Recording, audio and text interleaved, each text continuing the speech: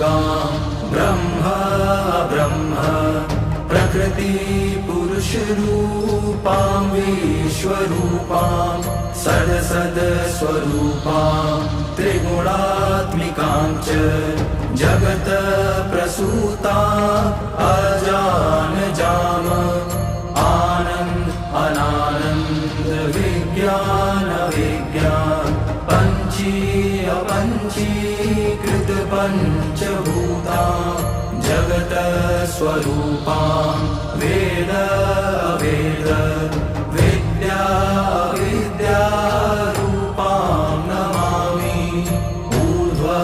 अधः तिर्यक् सर्वव्याप्तां